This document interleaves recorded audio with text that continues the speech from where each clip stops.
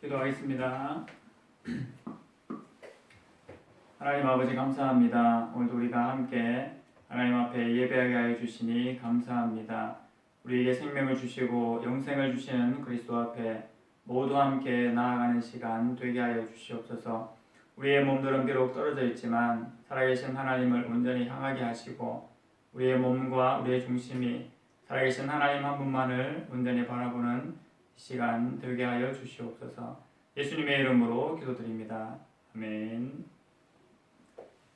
함께 말씀 봉독하겠습니다.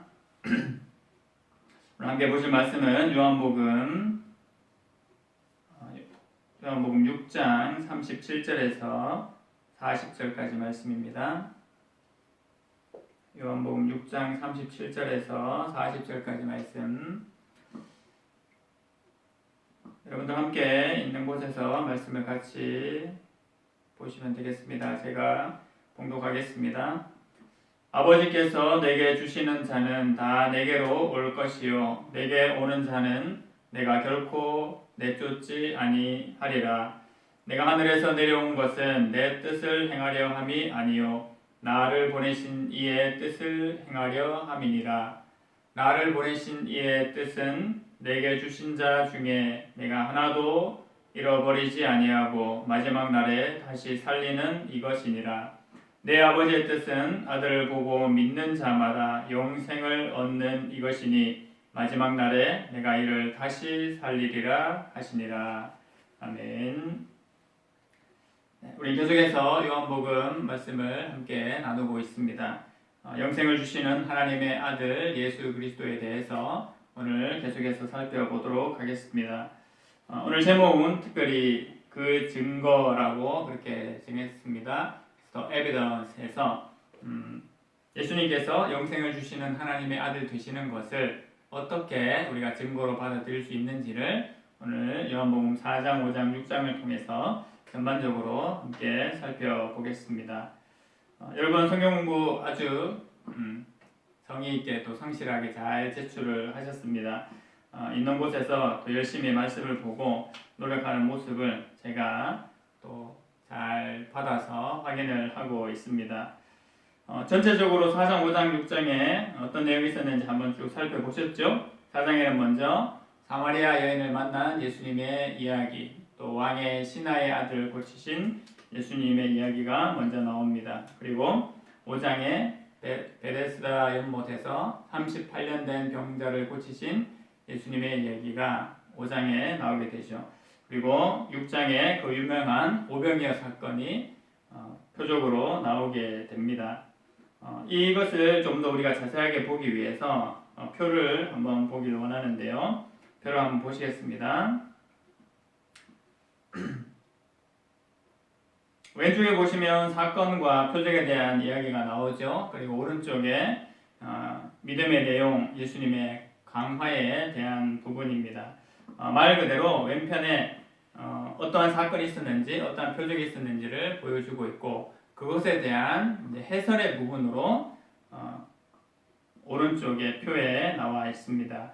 예수님께서 이 사건을 통해서, 이 표적을 통해서 무엇을 알려주시기를 원하는지를 바로 강화에 잘 나타나 있습니다. 강화가 뭐냐 하면 바로 해설하듯이, 강의하듯이 자세하게 풀어주는 것이 강화입니다. 그래서 예수님의 강화라고 되어 있죠. 여러분 한번 그 내용의 분량을 한번 보시겠습니까? 4장 같은 경우에 1절부터 26절까지 사마리아 여인을 만난 예수님에 대한 얘기가 나오는데 그 얘기만큼 뒷부분에 이제 해설이 나옵니다. 27절부터 42절까지 그렇게 나옵니다. 근데 5장과 6장에 가보게 되면 이 표적의 사건보다 예수님의 강화가 훨씬 길다는 것을 여러분이 볼 수 있을 겁니다. 붉은색으로 된 그 절수를 한번 보시겠어요? 5장 같은 경우에 38년 된 병자를 고치신 사건이 1절부터 9절까지 9절 그렇게 나와 있죠. 그런데 그것에 대한 예수님의 강화가 무려 10절부터 47절까지 그렇게 길게 설명이 되어 있습니다. 오병이어 표적도 마찬가지죠. 15절까지 표적이 나오고 연결해서 무리를 걸으신 표적이 나오게 되는데 그것을 제외하더라도 22절부터 무려 71절까지 바로 영생의 말씀에 대해서 예수님께서 강화를 하고 계십니다. 무슨 의미일까요? 표적과 사건도 중요하지만 이 표적과 사건이 과연 무엇을 나타내느냐 아주 길게 설명을 해주고 있습니다.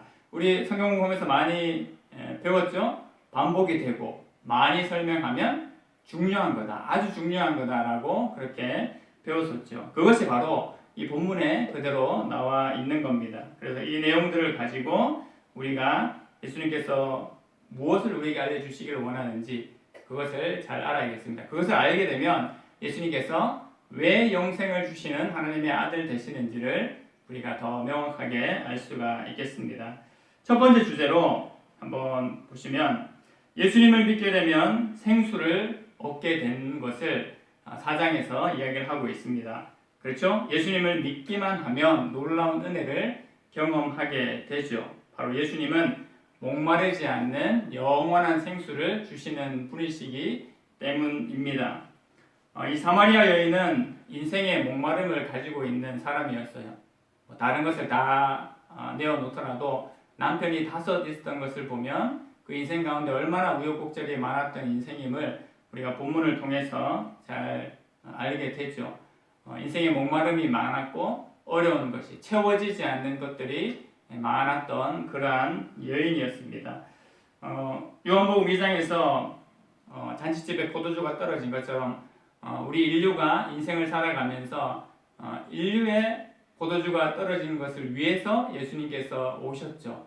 그것을 해결해 주신 예수님의 은혜가 나타났던 것처럼 바로 사마리아 여인에게도 그 갈급함을 채워주는 영원히 목마르지 않는 영생의 물을 주시는 은혜가 예수님을 만나는 것을 통해서 바로 이루어지고 있는 것입니다.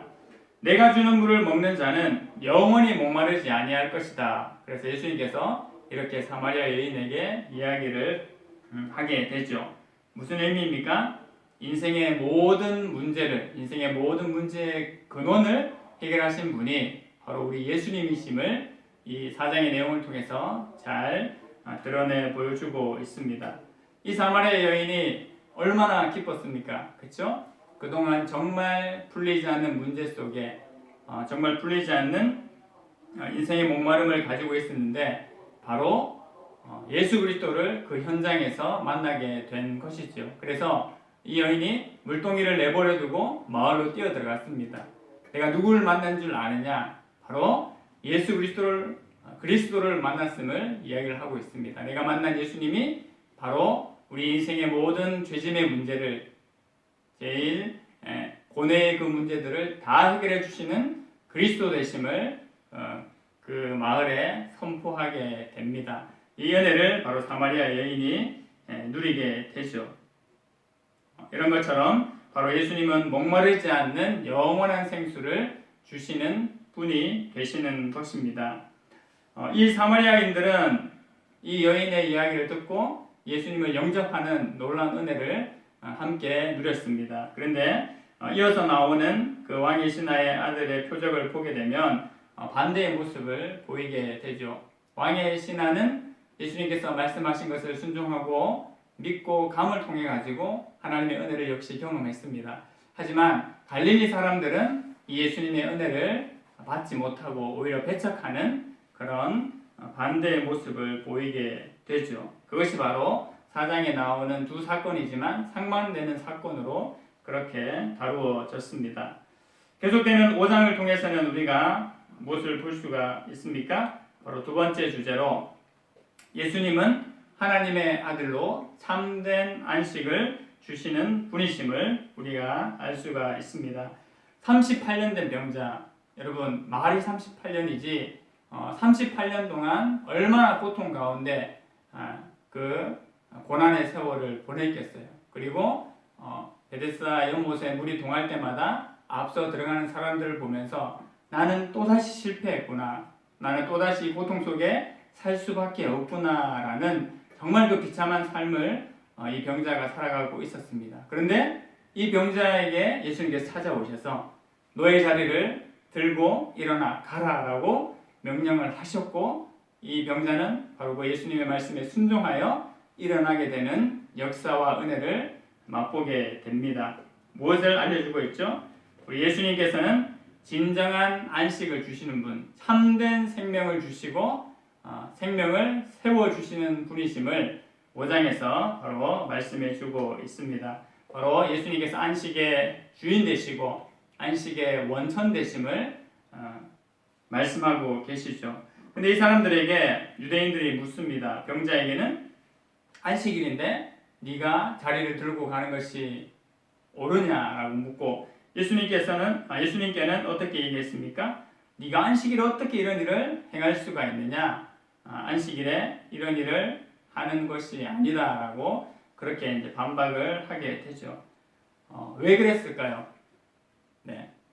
유대인들은 바로 예수님의 실체를, 예수님의 정체를 알지 못했기 때문에 그렇게 얘기할 수밖에 없었습니다. 우리 본문을 통해서도 같이 공부를 했습니다만 예수님께서 대답하신 말씀이 무엇이었습니까? 아버지께서 일하시니 나도 일을 한다라고 그렇게 이야기를 합니다. 예수님 입장에서의 진정한 안식은 바로 우리에게 안식을 주시는 주체 되시고 근원이 되시는 분이십니다. 어떤 의미겠습니까? 우리가 주일날 진짜 쉴 수 있고 안식할 수 있는 것은 결국은 살아계신 하나님과 그 예수 그리스도가 여전히 이 역사와 천체와 우주 만물의 모든 것들을 붙잡고 계시고 일하고 계시기 때문에 우리가 진정 안식을 누릴 수가 있는 겁니다. 그 살아계신 하나님께서 계시기 때문에 결국 우리가 안식을 누릴 수 있게 되는 거죠. 그래서 그분이 안식일의 주인 되시고 안식의 근원이 되시는 겁니다.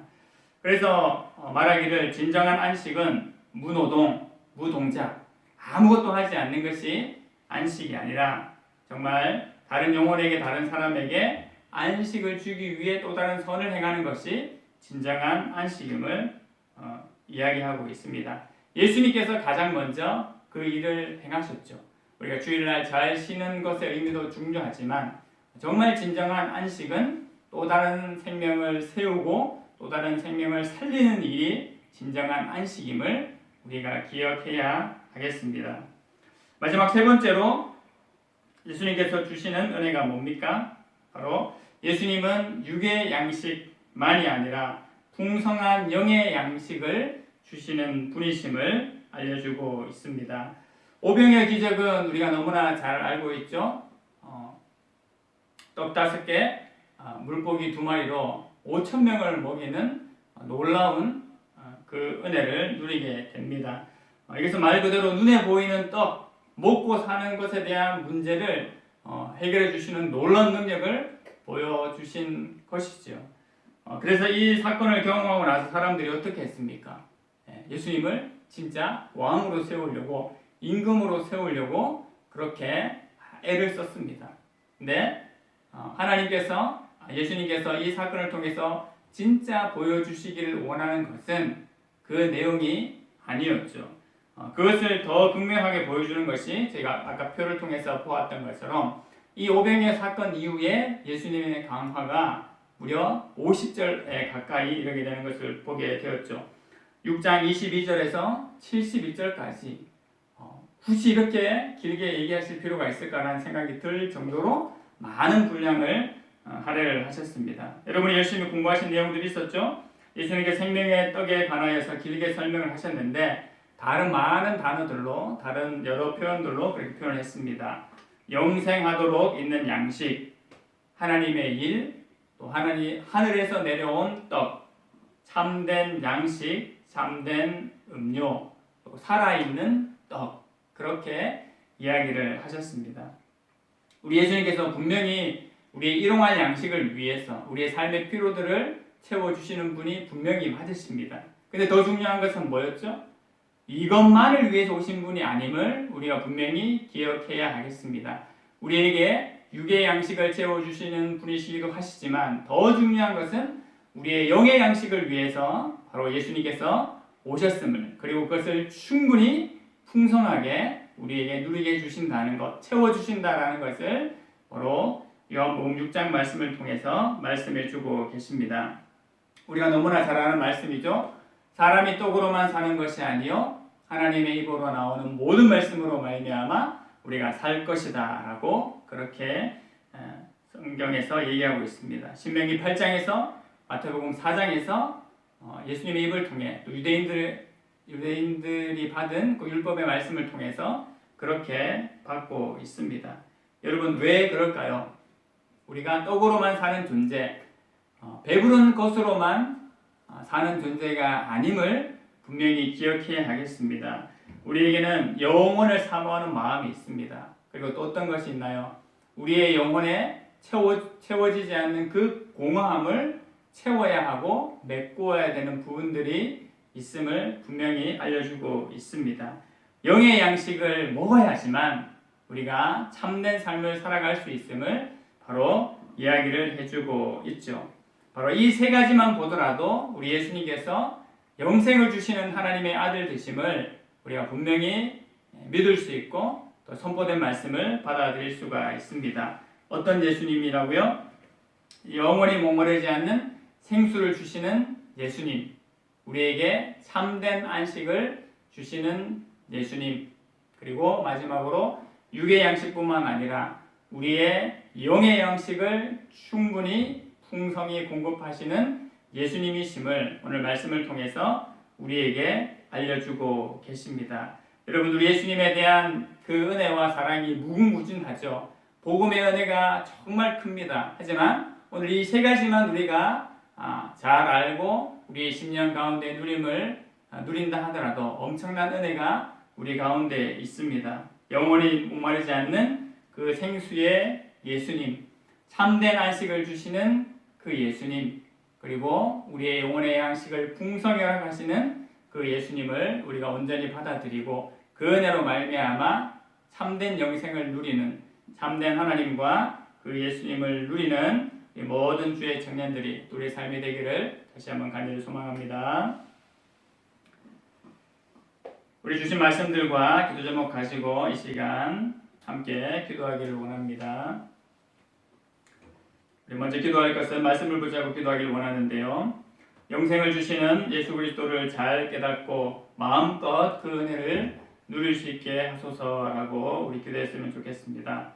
또 예수님을 믿음으로 심령의 생수를 얻고 참된 안식과 영의 양식들을 풍성히 얻을 수 있도록 기도하기를 소망합니다.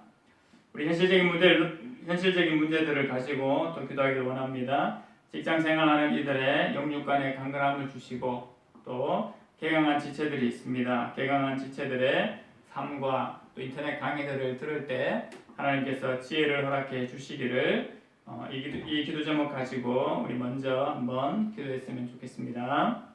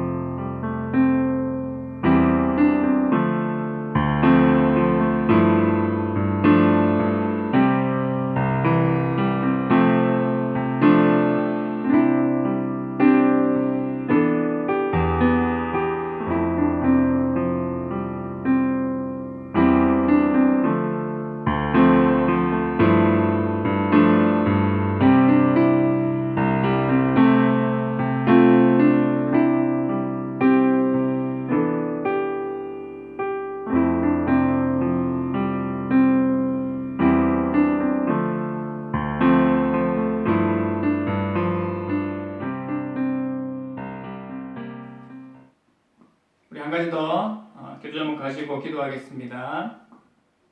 시험을 준비하는 이들 위해서 또한 기도했으면 좋겠습니다. 시험을 위해서 준비하고 있는 이들이 있습니다. 이 지체들 가운데 하나님께서 강건함을 주시고 또 집중력과 지혜를 주셔서 이 준비하는 시험들을 주의 은혜로 잘 준비할 수 있도록 기도해 주시기 바랍니다. 정해진 시간에 흐트러짐 없이 또 모든 분량들을 또 잘 공부하고 감당할 수 있는 은혜 주시기를 더불어서 기도해 주시기 바랍니다. 대구 땅을 위해서 기도하기를 원합니다. 하나님, 대구 땅에 은혜를 주셔서 이 상황을 진정케 하시고 또 복음과 참된 진리가 이 땅 가운데 선포되고 하나님을 온전히 예배하는 이 대구 땅이 될 수 있도록 여러분 함께 기도해 주십시오. 마지막으로 현재 주어진 우리의 삶의 최선과 또 성실함으로 살아가는 우리의 삶이 될 수 있도록 한 번 더 기도했으면 좋겠습니다. 함께 기도하겠습니다.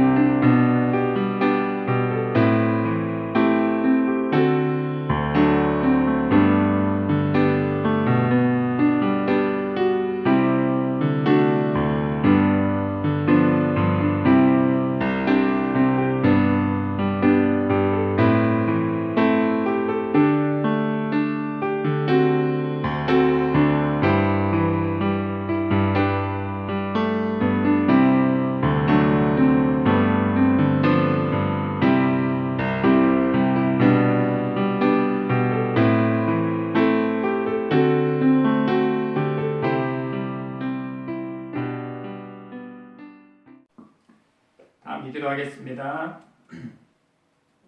하나님 아버지 감사합니다. 오늘도 하나님 앞에 함께 예배하며 우리가 하나님 앞에 합당한 기도의 제목들을 가지고 기도하게 하시니 감사합니다. 오늘 말씀을 통하여 들은 것처럼 하나님의 아들 되시는 그 예수 그리스도를 온전히 받아들이게 하여 주시고 그 예수님을 통하여 우리가 영생을 마음껏 누리는 은혜가 충만케 하여 주시옵소서. 하나님 아버지, 영원히 목마르지 않는 생수의 예수님, 참된 안식을 주시는 예수님, 우리의 영의 양식을 풍성히 공급하시는 그 예수님을 온전히 누리는 우리의 삶이 되게 하여 주시옵소서. 그리하여 그 영생의 의미를 좁은 곳으로만 끝나지 아니하고 예수님의 은혜를 풍성히 누리는 모든 주의 청년들의 삶이 되게 하여 주시옵소서. 흩어져 있는 모든 기관들 가운데 하나님께서 함께하여 주시고 하나님 주의 은혜로 지켜주셨다가 우리가 기쁨의 얼굴들과 또 기쁨의 소식들을 가지고 함께 만나는 날이 속히 올 수 있도록 주님 역사하여 주시옵소서. 예수님의 이름으로 기도드립니다. 아멘.